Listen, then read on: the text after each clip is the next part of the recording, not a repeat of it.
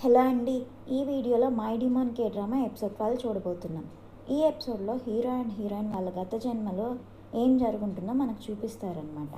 Past లైఫ్లో hero పేరు ఈసున్. అతను ఒక నోబుల్ ఫ్యామిలీలో పుట్టినవాడు. ఆ విలేజ్ అంతా చాలా ఫేమస్ అనమాట. వాళ్ళ మదర్ చనిపోవడంతో వాళ్ళ ఫాదర్ ఒక్కడు పెంపకం వల్ల అతను చాలా కేర్ఫ్రీగా పెరుగుంటాడు. చదువుకోవాల్సిన టైంలో వాళ్ళ ఫాదర్కి తెలియకుండా బయటికి వెళ్ళి టైం స్పెండ్ చేస్తూ ఉంటాడు అతను. వన్ డే హీరో అలా ఒక వాటర్ ఫాల్ దగ్గరికి వెళ్ళినప్పుడు ఒక అమ్మాయి అక్కడ డ్యాన్స్ చేయడం చూస్తాడు అతను. ఆమె హీరోయిన్. పాస్ట్ లైఫ్లో ఆమె పేరు ఒల్సిమా. ఆమె డ్యాన్స్ చూసి హీరో మెస్మరైజ్ అయిపోతాడు. అలా అతను చూస్తూ ఉంటే ఆమె వెంటనే అక్కడ నుండి డ్యాన్స్ ఆపేసి వెళ్ళిపోబోతుంటే హీరో, సారీ నిన్ను డిస్టర్బ్ చేసినందుకు, నేను జస్ట్ నా స్టడీస్ నుండి బ్రేక్ తీసుకోవడానికి ఇలా వచ్చాను, నేనేం సస్పీషియస్ పర్సన్ని కాదు, నా పేరు అంటే హీరోయిన్ ఈసున్, ఈ విలేజ్లో ప్రతి ఒక్కరికి నీ పేరు తెలుసు, నీ అంత కేర్ఫ్రీ పర్సన్ ఇంకెవ్వరు ఉండరని రూమర్స్ విన్నాను అంటుంది. ఓ, నేనంటే బాగా ఇంట్రెస్ట్ ఉంది నీకు, నా గురించి మొత్తం తెలుసు నీకు, బట్ నాకు నీ పేరు కూడా తెలియదు, నీ పేరేంటి అని అడుగుతాడు అతను. అప్పుడే అక్కడికి హీరో సర్వెంట్ అతని కోసం సెర్చ్ చేసుకుంటూ రావడంతో హీరోయిన్ అక్కడి నుండి వెళ్ళిపోతుంది. హీరోయిన్ వెళ్ళిపోయాక ఆ సర్వెంట్, మీకు స్టడీస్ నెగ్లెక్ట్ చేయడానికి ఇంకొక కొత్త రీజన్ దొరికింది అంటాడు. ఎనీవే ఆమె అందరూ చెప్పినట్టే చాలా బ్యూటిఫుల్గా ఉంది అంటాడు అతను. అప్పుడు హీరో, ఆమె ఎవరో నీకు తెలుసా, ఆమె పేరేంటి అని అడుగుతాడు. అప్పుడు ఆ సర్వెంట్, ఆమె నోబుల్ ఫ్యామిలీకి చెందింది కాదు, ఆమె ఒక గవర్నమెంట్ గెస్ట్ హౌస్లో కార్టిసన్గా వర్క్ చేస్తుంది, ఆమె పేరు ఒల్సిమా అని చెప్తాడు. ఆ నైట్ హీరో ఆమె వర్క్ చేస్తున్న గెస్ట్ హౌస్కి వెళ్తాడనమాట. ఆమె అక్కడికి రెడీ అయ్యి వస్తుంది. బట్ హీరోని చూడగానే ఆమె లోపలికి వెళ్ళిపోతుంది. నెక్స్ట్ డే కూడా హీరో ఆమెను మీట్ అవ్వడానికి ట్రై చేస్తాడు. సారీ, నేను నిన్న సడన్గా వచ్చినందుకు, నా రూడ్ బిహేవియర్ వల్ల నువ్వు ఇబ్బంది పడి ఉంటే సారీ అంటాడు అతను. అప్పుడు ఆమె కోపంగా, రూడ్గా ఏం చేశానని సారీ చెప్తున్నావు, రీజన్ తెలియకపోతే సారీ చెప్పొద్దని చెప్పి వెళ్ళిపోతుంది అక్కడి నుండి. ఆమెను ఎలాగైనా మీట్ అవ్వాలని చెప్పి బుక్స్ తీసుకొని వాళ్ళు ఫస్ట్ కలిసిన వాటర్ ఫాల్ దగ్గరికి వెళ్ళి ఆమె వచ్చేసరికి ఆమె ముందు చదువుతున్నట్టు యాక్ట్ చేస్తూ ఉంటాడు హీరో. అలా డైలీ బుక్స్తో వెళ్ళి అక్కడ కూర్చొని చదువుతున్నట్టు యాక్ట్ చేస్తూ ఆమె డ్యాన్స్ ప్రాక్టీస్ చేస్తూ ఉంటే చూస్తూ ఉంటాడు అతను. అలా చాలా డేస్ గడిచిపోతాయి. ఒకరోజు ఆమె డ్యాన్స్ చేస్తూ ఉంటే ఆమె షూ వెళ్ళి అక్కడున్న వాటర్లో పడిపోతుంది. హీరో వెంటనే వాటర్లో దిగి ఆమె షూ తీసుకొస్తాడు. షూ కోసం ఎవరైనా వాటర్లోకి దిగుతారా, నీకేమైనా జరుగుంటే అని అంటుంది ఆమె. నా కోసం వరి అయ్యావా నువ్వు అని అడుగుతాడు అతను. నీ గురించి నేనెందుకు వరి అవుతాను అంటుంది ఆమె. ఆ నైట్ వాళ్ళు అక్కడే ఫైర్ వేసుకొని కూర్చో ఉంటారు. హీరో ఆమె షూని డ్రై చేస్తూ ఉంటాడు. అతను వెట్ క్లోత్స్తోనే ఉండడంతో అతను వార్మ్ అవ్వాలని ఆమె అతనికి క్లోజ్గా మూవ్ అవుతుంది. అలా వాళ్ళిద్దరు పక్కన కూర్చొని మాట్లాడుకుంటూ ఉంటారనమాట. అప్పుడు హీరో, నువ్వు హాన్యాగ్ నుండి ఈ విలేజ్కి ఎందుకు రావాల్సి వచ్చింది అని అడుగుతాడు ఆమెని. నేను లో లెవెల్ ఫ్యామిలీలోనే పుట్టుండొచ్చు, బట్ నాకు ఇష్టం లేకపోతే ఎంత బలవంతం చేసినా డ్యాన్స్ చేయలేను. సో ఒక అప్పర్ క్లాస్ రిచ్ ఆఫీసర్ అడిగినప్పుడు డ్యాన్స్ చేయలేదు నేను, అందుకని అక్కడి నుండి ఇక్కడికి రావాల్సి వచ్చింది. ఎలాగో ఒకలా బ్రతుకున్నానని సంతోషిస్తున్నాను అంటున్నామే. మేబీ నువ్వు డ్యాన్స్ చేయలేకపోవడానికి రీజన్ ఉందేమో, బట్ నేను నీ బ్యూటిఫుల్ డ్యాన్స్ చూడగలిగాను, చాలా లక్కీ అంటాడు అతను. ఆ తర్వాత వాళ్ళిద్దరు కలిసి అక్కడున్న ఫైర్ ఫ్లైస్ చూస్తూ ఉంటే హీరో, ఒల్సిమా ఐ లవ్ యూ, నువ్వు కూడా నాలాగే ఫీల్ అవుతున్నావు అనుకుంటున్నా అంటాడు. ఆమె వెంటనే, హ్యూమన్ ఎమోషన్స్లో ఫూలిష్ అయింది లవ్, మన ఫ్యామిలీ క్లాస్ డిఫరెన్సెస్ వల్ల మనం మ్యారేజ్ చేసుకోలేము, ఒకవేళ పారిపోవాలని ట్రై చేసినా ఈ వరల్డ్ నుండి మనం తప్పించుకోలేము, ఈ ప్రపంచం మారితే కానీ మన ఫేట్ కూడా మారదు. హాన్యాంగ్లో నేను ఆ రోజు డ్యాన్స్ వేయకుండా ఉండడానికి రీజన్ ఏంటో తెలుసా, నా బెస్ట్ ఫ్రెండ్ ఒక నోబెల్ ఫ్యామిలీ పర్సన్ లవ్ చేసి వేరే దారి లేక ఆమె లవ్ కోసం చనిపోయింది. లవ్ మనుషుల్ని సేవ్ చేయలేదు, బాధ ఒక్కటే మిగులుతుంది లవ్ చేస్తే అంటుంది ఆమె. అప్పుడు హీరో, బాధపడినా పర్లేదు, మనం కలిసి ఉంటే అదే చాలు అంటాడు. ఆ నెక్స్ట్ డే అతను ఆమెను మీట్ అయ్యి, ఉల్సిమా నాకేం దొరికిందో చూడు, ఇది 7 వర్చ్యూస్ బుక్, ఇందులో మనుషులందరూ ఒక్కటే అని రాసింది చూడు అంటే ఆమె బుక్ చూపిస్తాడు. అలా వాళ్ళు కలిసి ఆ బుక్స్, వాళ్ళు చేసే టీచింగ్స్, ప్రేయర్స్ అన్నీ అటెండ్ అవ్వడం స్టార్ట్ చేస్తారనమాట. ఆ బుక్స్ చదువుతూ క్లాసెస్ లేకుండా మనుషులందరినీ ఒకేలాగా ట్రీట్ చేస్తూ రెస్పెక్ట్ ఇస్తే ఎంత బాగుంటుంది అనుకుంటారు వాళ్ళిద్దరూ.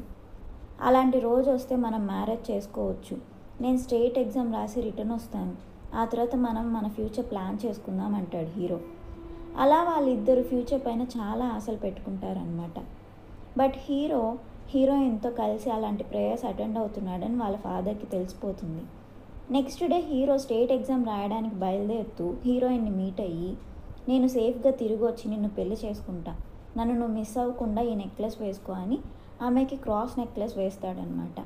నువ్వు తిరిగి వచ్చే వరకు ఇది నేను తీయను, నన్ను మర్చిపోవద్దు అంటుంది ఆమె. నేను నిన్ను ఎలా మర్చిపోతాను అంటాడు హీరో. అలా హీరో ఎగ్జామ్ రాయడానికి వేరే ప్లేస్కి వెళ్ళాక వాళ్ళ విలేజ్లో క్యాథలిజం ఫాలో అవుతున్న వాళ్ళందరూ క్రైమ్ చేస్తున్నట్టు అనౌన్స్ చేసి అలా ఫాలో అవుతున్న వాళ్ళందరిని అరెస్ట్ చేసి చంపేస్తూ ఉంటారనమాట. అలా హీరోయిన్ని కూడా కావాలని అరెస్ట్ చేసి ఆమె వల్ల ఇదంతా స్టార్ట్ అయిందని చెప్పి, నీలాంటి లో లెవెల్ పర్సన్ దగ్గర ఈ నెక్లెస్ ఎలా వచ్చింది, ఇది నీకు ఎవరిచ్చారు చెప్పు అంటూ ఆమెను కొడతారు.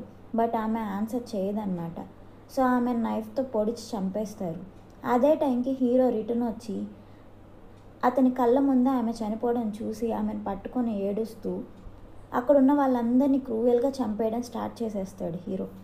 అలా అతను ఈవెల్గా మారిపోయి అందరినీ చంపేస్తాడు.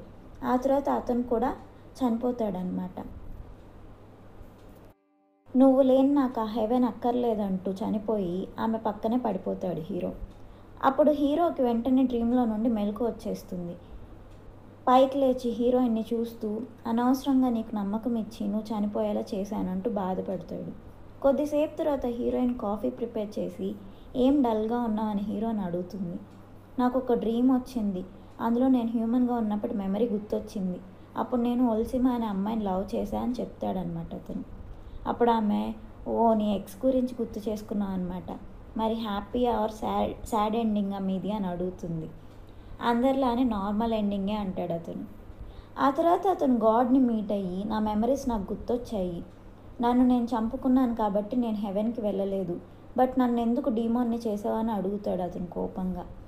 హెల్లో వర్క్ చేయడానికి నాకు ఒక వర్క్ కావాలి, మనుషుల మీద నీకు రివెంజ్ ఉంది కాబట్టి ఆ రివెంజ్ తీసుకోవడానికి నువ్వు డీమోన్గా మారావు, ఎందుకంత సీరియస్గా ఉన్నావు, మళ్ళీ ఆమె నీ వల్ల సఫర్ అవుతుందని భయంగా ఉందా, చెప్పాను కదా ఫేట్ని ఎవ్వరు మార్చలేరు, అందుకే మళ్ళీ మీ ఇద్దరు ఇలా మీట్ అయ్యి మళ్ళీ అంతా రిపీట్ అవుతుందని చెప్తుంది ఆమె. అటు జైల్లో ఉన్న దొగ్యోన్ని వాళ్ళ మదర్ మీట్ అయ్యి, దొగ్యోన్ ఇంకొన్ని డేస్ వెయిట్ చేయి, డాడ్ నిన్ను రిలీజ్ చేపిస్తాడు, మెడిసిన్ రెగ్యులర్గా వేసుకో అంటుంటే అతను, నీకు అంతా తెలిసి కూడా నువ్వు నీ స్వార్థం చూసుకొని నన్ను వదిలేసావు కదా, నీ కోసం నేను సఫర్ అవుతున్నా, నేను నిన్ను ప్రొటెక్ట్ చేస్తున్నా అంటాడు.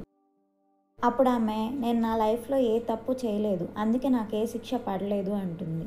అప్పుడు దొగ్యోన్, మరి నేనేం తప్పు చేశానో అని అడుగుతాడు. నువ్వు మీ ఫాదర్ చెప్పిన మాట వినలేదు, అందుకే ఇలా పనిష్మెంట్ తీసుకుంటున్నావు, ఇదంతా నీ తప్పే అంటుంది ఆమె. అది విని అతను గట్టిగా అరవడం స్టార్ట్ చేస్తాడు. సో పోలీస్ గార్డ్స్ అక్కడికి వచ్చి అతన్ని వెంటనే లోపలికి తీసుకెళ్ళిపోతారు. కొద్దిసేపు తర్వాత దొగ్యోన్ జైల్లోనే సూసైడ్ చేసుకొని చనిపోయాడని న్యూస్ బయటకు వస్తుంది. సో అందరూ అతని ఫ్యూనరల్ అటెండ్ అవుతారనమాట. దొగ్యోన్ మదర్ మెంటల్గా చాలా డిస్టర్బ్ అయి ఉంటుంది. ఆమె హ్యాండ్ పైన అంతా ఆమె హర్ట్ చేసుకో ఉంటుందన్నమాట. ఆ తర్వాత సుక్మెన్ని ఫ్యూనరల్లో హీరోయిన్ మీట్ అవుతుంది. అతను ఆమెను చూసి, నా సన్ చేసిన తప్పుకి నేను సారీ చెప్తున్నా, అలాంటి మాన్స్టర్ని పెంచినందుకు చాలా ఫీల్ అవుతున్నా, but family and company image protect చేయడానికి ప్లీజ్ ఈ విషయం బయటికి తీసుకురావద్దు, మేడం జూని అతని గ్రాండ్ సన్నే చంపేశాడంటే మన కంపెనీ వాల్యూ ఏమవుతుందో ఆలోచించు అంటాడు. అప్పుడు హీరోయిన్ కోపంగా, ఇలాంటి సిచ్యువేషన్లో కూడా నువ్వు కంపెనీ గురించే పట్టించుకుంటున్నావా అని చెప్పి అక్కడి నుండి వెళ్ళిపోతుంది. అప్పుడే అక్కడికి మేడం జూ కూతురు వచ్చి, నీ కొడుకు అమ్మని చంపేశాడు, అమ్మ హార్ట్ అటాక్తో చనిపోలేదు, మర్డర్ జరిగిందంటూ సుక్మెన్తో గొడవ పెట్టుకుంటుంది. ఆ తర్వాత హీరోయిన్ అండ్ హీరో అక్కడి నుండి వెళ్ళిపోతారనమాట. అప్పుడు ఆమె, నిజంగా సుక్మెన్కి అతని కొడుకు ఏం చేస్తున్నాడో తెలియకుండానే ఉంటుందా, నాకేం అర్థం కావట్లేదు అంటుంది హీరోతో. అటు సుక్మెన్ మేడం జూ కూతురుతో, నేను బోత్ నా మదర్ అండ్ సన్ని కోల్పోయా, నాకు నువ్వు తప్ప ఇంకెవ్వరు లేరు, నీ పిల్లలే ఇంక మీరే గ్రూప్ ఫ్యూచర్ వారసులు అంటూ ఉంటాడు. వాళ్ళు మాట్లాడుకోవడం అతని వైఫ్ వింటుందన్నమాట. నెక్స్ట్ సీన్లో హీరోయిన్ మేడం జూ టామ్ దగ్గరికి వెళ్ళి జరిగిందంతా చెప్తూ కాసేపు కూర్చొని అక్కడ బాధపడుతుందన్నమాట. ఆ నైట్ హీరో సొన్వల్ ఫౌండేషన్లో జిన్గాయన్ స్పెషల్ పర్ఫార్మెన్స్ ఉంటుంది. హీరో అండ్ హీరోయిన్ కూడా అటెండ్ అవుతారనమాట. హీరోయిన్ బొకే ఇచ్చి ఆమె కంగ్రాచులేషన్స్ చెప్తుంది. అప్పుడు ఆమె, పర్ఫార్మెన్స్ తర్వాత నేను కొరియా వదిలి వెళ్ళిపోతున్నా, ఇంకా మిమ్మల్ని బోధర్ చేయను అంటుంది. పర్ఫార్మెన్స్ స్టార్ట్ అవుతుందన్నమాట. ఆమె డ్యాన్స్ చేస్తూ ఉంటే హీరోకి పాస్ట్లో హీరోయిన్తో స్పెండ్ చేసిన టైం గుర్తొస్తుంది. వాళ్ళిద్దరు స్పెండ్ చేసిన మూమెంట్స్ అన్నీ గుర్తు చేసుకుంటాడు అతను. లాస్ట్లో వాళ్ళిద్దరు చనిపోయిన విషయం గుర్తొచ్చి అతను ఫీల్ అవుతూ ఉంటాడు. అది హీరోయిన్ గమనించి అంత ఓకేనా అని అడుగుతుంది. నేను హ్యూమన్గా ఉన్నప్పుడు చాలామందిని చంపేశాను. నేను లవ్ చేసిన అమ్మాయిని వాళ్ళు చంపేశారు. అదంతా నా తప్పే. నేను లవ్ చేసి ఉండకపోతే ఆమె చనిపోయి ఉండేది కాదు. నిన్ను కూడా అలా బాధ పెడతానేమో అని నాకు భయంగా ఉంది అంటూ బాధపడతాడు హీరో.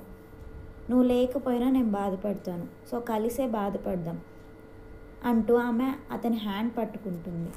అప్పుడు హీరో ఫేట్ అంటూ ఉంటే ఈసారైనా మాకు హ్యాపీ ఎండింగ్ ఉండాలని కోరుకుంటున్నా అని తలుచుకుంటాడు. అలా వాళ్ళిద్దరు ఒకరినొకరు చూసుకుంటూ ఉంటారనమాట. జిన్గాయన్ ఆమె పర్ఫార్మెన్స్ ఎండ్ చేస్తూ హీరోయిన్ని చూస్తుంది.